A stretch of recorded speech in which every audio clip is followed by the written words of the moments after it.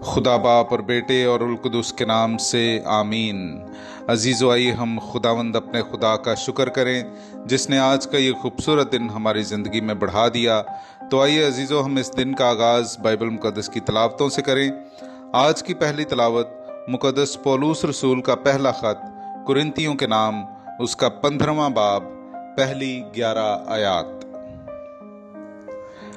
अब ऐ भाइयों, मैं तुम्हें उसी अंजील की बात जताता हूं जो मैंने तुम्हें सुनाई थी और जो तुमने कबूल भी की थी और जिसमें कायम हो और जिसके सबब तुम नजात पाते हो, बशर्ते कि जिस तौर पर मैंने तुम्हें वाज किया तुम उसे उसी तौर पर मानो, नहीं तो तुम्हारा ईमान लाना बेफायदा है।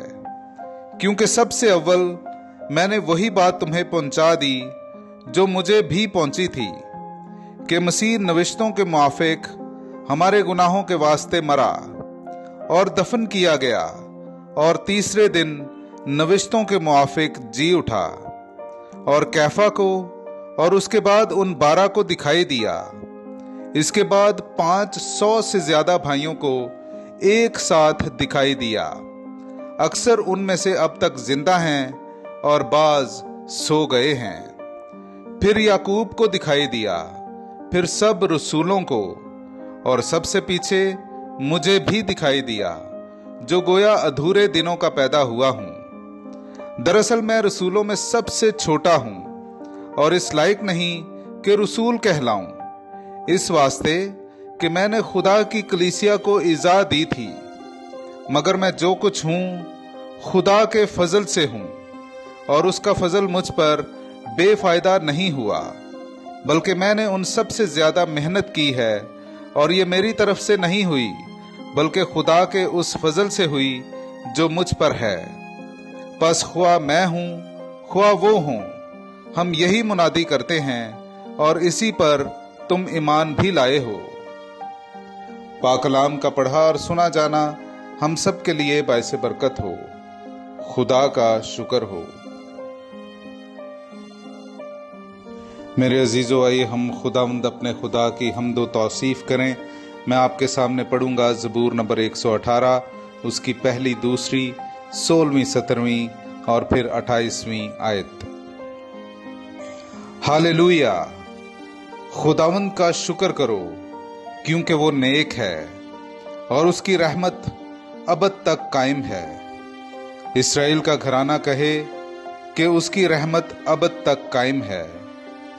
खुदावंद के यमीन ने मुझे फराज किया है, खुदावंद के यमीन ने कुव्वत का काम किया है। मैं मरूंगा नहीं बल्कि जीता रहूंगा और खुदावंद के काम बयान करूंगा। खुदावंद ने मुझे सख्त तंबीह की है। तू मेरा खुदा है, मैं तेरा शाकिर हूं। ऐ मेरे खुदा, मैं तेरी तमजीद करता हूं। पाकलाम का पढ़ा और सुना जाना हम सब के लिए बाइसे बरकत हो। खुदा का शुक्र हो। मेरे अजीजों, आइए हम आज का इंजीली इक्तबास सुने। मुकद्दस लूका की इंजील, उसका 7वां बाब, 36वीं आयत से लेकर 50वीं आयत तक। फरीसियों में से किसी ने उसे दावत दी कि मेरे यहाँ खाना खा, और वो उस फरीसी के घर जाकर खाना खाने बैठा। और देखो, उस शहर में एक गुनहगार औरत थी जो ये मालूम करके कि वो उस फरीसी के घर में खाना खाने बैठा है, संगे मरमर के इतरदान में इतर लाई और उसके पांवों के पास रोती हुई पीछे खड़ी होकर आंसुओं से उसके पांव भिगोने लगी और अपने सर के बालों से पहुंचकर उसके पांवों को मकररन चूमा और इतर मला। और उस फरीसी ने, जिसने उसकी दावत की थी, ये देखकर अपने में कहने लगा कि अगर ये नबी होता तो जानता कि जो उसे छूती है ये कौन और कैसी औरत है, यानी ये गुनहगार है। और यीशु ने मुखातिब होकर उससे कहा कि ऐ शमौन, मुझे तुझसे कुछ कहना है। उसने कहा, ऐ उस्ताद फरमा। किसी साहूकार के 2 कर्जदार थे, एक 500 दिनार का और दूसरा 50 का। जब उन्हें अदा करने का मकदूर ना रहा तो उसने दोनों को बख्श दिया। बस उनमें से कौन उसे ज्यादा प्यार करेगा? शमौन ने जवाब में कहा, मेरी दानिस्त में वो जिसे उसने ज्यादा बख्शा। तब उसने उससे कहा, तूने ठीक फैसला किया है। और उस औरत की तरफ मुंह फेर कर उसने शमौन से कहा, क्या तू इस औरत को देखता है? मैं तेरे घर में आया, तूने पांवों के लिए पानी ना दिया, मगर इसने मेरे पांव आंसुओं से भिगो दिए और अपने बालों से पोंछे। तूने मुझे ना चूमा, लेकिन इसने जब से कि मैं अंदर आया हूं मेरे पांव चूमने से बाज ना रही। तूने मेरे सर पर तेल ना मला, मगर इसने मेरे पांव पर इतर मला है। इसीलिए मैं तुझसे कहता हूं कि इसके गुनाह जो बहुत हैं मुआफ हो गए, क्योंकि इसने बहुत प्यार किया है।